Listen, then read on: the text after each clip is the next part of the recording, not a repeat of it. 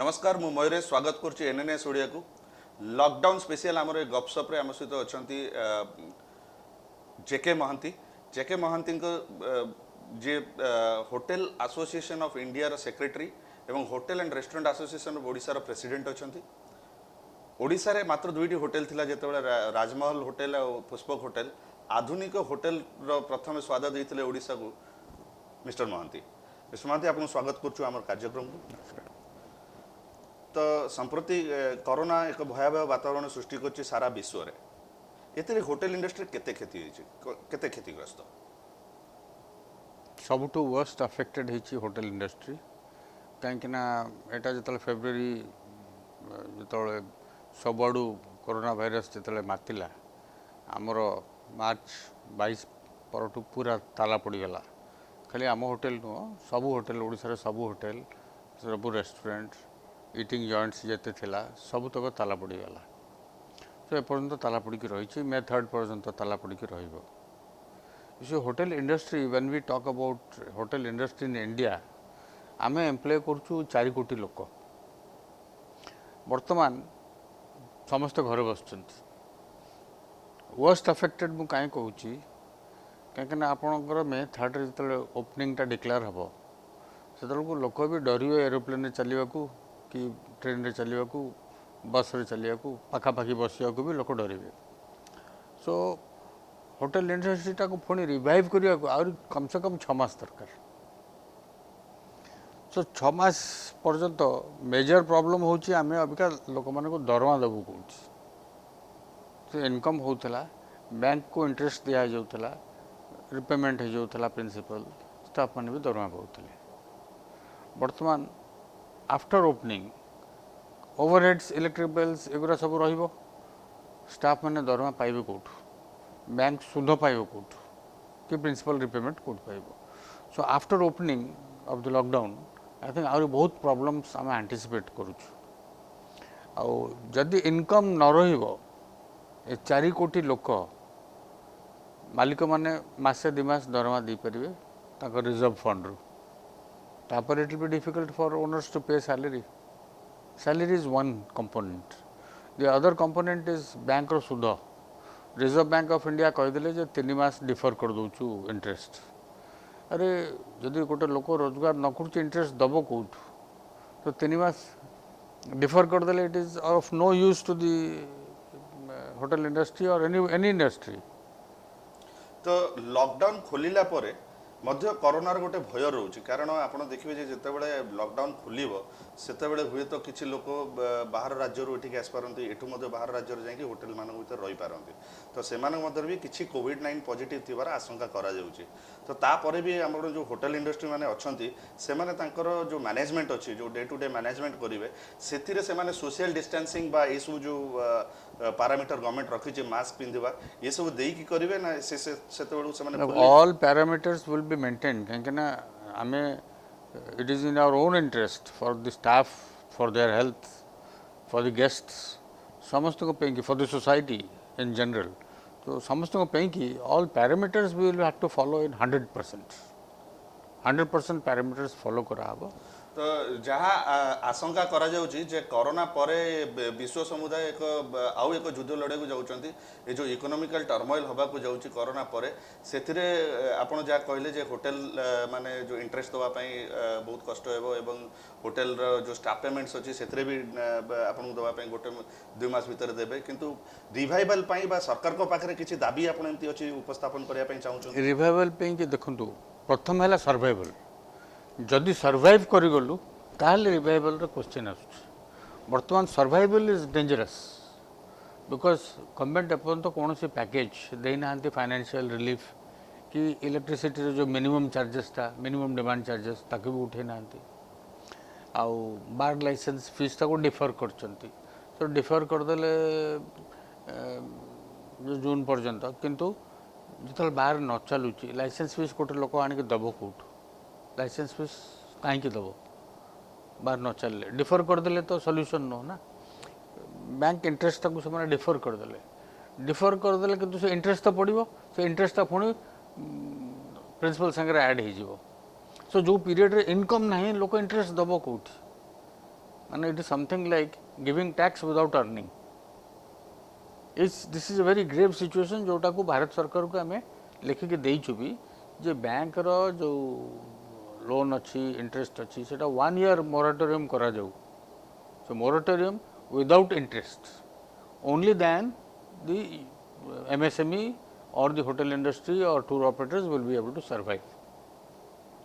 तो से आपण भावुना जे देशर अर्थनीति उपर एक बड़ प्रभाव पकई पारे जेमती कि आपण जदि आपण ऋण आपण सुध छाड़ कर दिया गला गोटे वर्ष पई कोन ता भीतर कोन जे पॉसिबिलिटी अछि जे आपण टूरिज्म इंडस्ट्री बा हॉस्पिटैलिटी इंडस्ट्री सेतरे रिवाइव ही परिबो।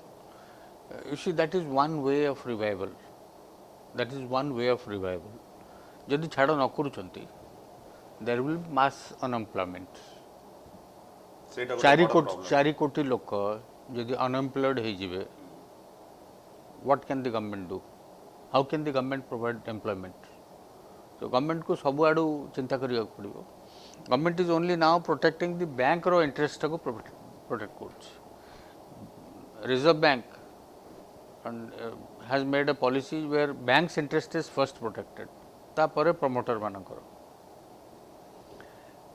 देखो तो अमेरिकन सरकार अमेरिकार से 10% of their gross income of the country से देदेले रिवाइवल पैकेज पे। जापान देदेला 20%, इंडिया रे 2% 3% धरिक बसुं।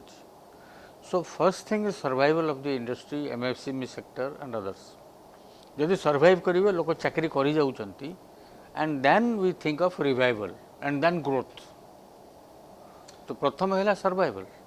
तो ये जो लॉकडाउन खोलवा पर सरकार जो भारत सरकार कहते हैं से गोटे स्टिमुलस पैकेज तैयारी कर small and medium industry segment पाई होटल इंडस्ट्री पाई तो तार किसी आभास आपण पाइचंती कि कौन ना सेटा जिते डेरी हम इसी टूरिज्म माने कौन टूरिज्म माने खाली होटल नो एंड लग्जरी होटल कैटेगरी केते अछंती हार्डली 3-4 to 5% लग्जरी हम 95% is general category hotels dhabas हो लॉजिंग हो जनता कैटेगरी हो एगुरा तो 95%। 5 स्टार होटल 4 स्टार होटल एगुरा के हार्डली 5% है। So tourism is not a luxury business, this is a mass employment generator for the country. So वर्तमान जदि एमाने स्टिमुलस पैकेज भारत सरकार जदि डेरी करती मोस्ट ऑफ द यूनिट्स तांकर एम्प्लॉय मानक बाहर करने को बाध्य हेबे। सो जितेबाला स्टिमुलस पैकेज आछिबो it may be too late. तो आपण सरकार के पाखे दाबी रखापी चाहते जे जिते जल्दी रु जल्दी स्टिमुलस पैकेज घोषणा करा जाओ। तबे या तो रहा भारत सरकार का कथा आपण ओडिशार टूरिज्म बा ओडिशार राज्य सरकार पे hotel restaurant association of Odisha तरफ कौन स्पेसिफिक डिमांड करा जायछि कि ओडिशार होटल एसोसिएशन आमर गोटे टेलीकॉन्फ्रेंसिंग है टूरिज्म सेक्रेटरी संगे आम 3-4टा प्रस्ताव देचु। ये गोटे है first thing salary of staff that is most important for the hotel industry. जो जोटा को आम कहूँ जे लेबर डिपार्टमेंट सबु मासरे से लेबर वेलफेयर फंड गोटे आमठू नहीं। सो बर्तमान आसंता 6 मास पे कि labour department ESI provident fund एमानकर कैश सरप्लस बहुत अच्छी एमाने आसंता 6 मास पे कि दरमाटा दियंतु। जदि से दरमा देदेले ए स्टाफ रहीगले एम्प्लॉइज बंचीगले घर जदि चुली लगी पारला that will be a great service to the nation. एटा को सरकार करें। द्वितीय आम गोटे this is a immediate requirement for the staff. द्वितीय जो statutory dues property tax municipality tax bar license fee electrical minimum guarantee fee all those things should be deferred at least for 6 months। अभी income नहीं लोग देवे कौट that is one. Then we have also suggested that गोटे short term and long term marketing planning करा जाऊ। Immediately खोलला पर गोटे कैंपेन हम जे Odisha is open Odisha is free from corona virus compare to other states and then a long term marketing plan road shows in every city. कहीं बर्तमान foreign tourism खत्म हो गला विदेश लोक आसबेनी आम देश विदेश को जापर। So domestic tourism is going to pick up in a huge way. Domestic tourism है ओडिशार we should be doing road shows in every city in India. That is one way where we can promote our states. This is a marketing plan which we have given to the government. ତ ଏଠି ଆପଣ କହିଲେ ଯେ ଆପଣ ତିନି ସୂତ୍ରର ଗୋଟେ କାର୍ଯ୍ୟପନ୍ଥା ବାହାର କରିବା ପାଇଁ ସରକାରଙ୍କୁ ଅନୁରୋଧ କରୁଛନ୍ତି, ଯେଉଁଟା ରହିଲା କି ପ୍ରଥମେ ଆପଣ ଯେଉଁ ଆପଣଙ୍କର ଷ୍ଟାଫ୍ ମାନଙ୍କର ସାଲାରୀ ଅଛି ସେଇଟା କେମିତି ଆପଣ ସରକାରଙ୍କ ପାଖରୁ ପାଇପାରିବେ, ଯେଉଁଟା ଆପଣ କହୁଥିଲେ ଲେବର ୱେଲଫେୟାର ଫିସ୍ ବାବଦରେ ବା ଇପିଏଫ୍ ବାବଦରେ ଯେଉଁ ପଇସା ଦିଆଯାଇଛି ଯେଉଁ କଟା ଆସୁ ସେ ଦ୍ୱିତୀୟଟି କହିଲେ ଯେ ଆପଣ ଗୋଟେ ଲଙ୍ଗ ଟର୍ମ ମାର୍କେଟିଂ ପ୍ଲାନ୍ କରାଯାଉ। ତୃତୀୟଟି ହେଲା ଯେଉଁ ଷ୍ଟାଟ୍ୟୁଟୋରୀ ଟ୍ୟାକ୍ସ ଅଛି ଯେଉଁଟା ଇମ୍ପୋର୍ଟାଣ୍ଟ ଆପଣଙ୍କ ପାଇଁ ହୋଲ୍ଡିଂ ଟ୍ୟାକ୍ସ ହଉ ବା ବାର୍ ଲାଇସେନ୍ସିଂ ଫିଜ୍ ହଉ 6 ମାସ ପାଇଁ ଡେଫର୍ କରାଯାଉ। ଆଚ୍ଛା, ଏଠି ଆଉ ଗୋଟେ ପ୍ରଶ୍ନ ରହୁଛି ଯେ ସାଧାରଣ ଲୋକ ଯେତେବେଳେ ବର୍ତ୍ତମାନ ଲକଡାଉନ୍ ଖୋଲିବ ହୁଏତ ଭୁବନେଶ୍ୱର ଭଳିଆ ସହରରେ ବା ଆଉ ଯେମିତି ଆପଣଙ୍କର ଚିଲିକାରେ ଅଛି ବା ଆଉ ଯେଉଁଠି ଲକ୍ଜରୀ ହୋଟେଲ ଅଛନ୍ତି ବା ଯେଉଁଠି ଅଛି ପୁରୀ ହଉ ଆମର ଯେତିକି ଟୁରିଜିମ ପ୍ଲେସ୍ରେ ଅଛନ୍ତି ସେଠି ପ୍ରାୟ ଲୋକମାନେ ଛୁଟି କଟାଇବା ପାଇଁ ହଉ ବା ଖାଇବା ପାଇଁ ହଉ ସେଠି ବହୁତ ଭିଡ଼ କରିପାରନ୍ତି। ତ ସେଠି ଗୋଟେ ଚାନ୍ସ ହେଉଛି ଯେ ଯଦି ତା ଭିତରେ କିଏ ହିଡେନ୍ କରୋନା ପଜିଟିଭ୍ ପେସେଣ୍ଟ ଥାଆନ୍ତି ତ ଆପଣ ସେଠି କ'ଣ ଆପଣ I think hotel association तरफ already आमर सर्कुलर इंटरनली डिस्कशन भी होइछि जे we will strict follow the guidelines of the government. जहाँ को भी जे चेक इन हम आम ता टेम्परेचर चेक करूँ, चेक करके भीतर को करूँ। धन्यवाद। मु आज गपसप को ये रखुची तो बंद करने पूर्व मुझे आपको कहीदे जे होटेल इंडस्ट्री सारा भारत में 4 कोटी लोक काम करती। जदि सरकार यापाई कौन एक भल स्टिमुलस पैकेज घोषणा न कर हुए तो 4 कोटी लोकों घरे अन्न पहुँचा बहुत कष्ट हे। द्वितीय है जो टूरिज्म रु बहुत इनकम आसी था राज्य हो बा देशर सरकार को।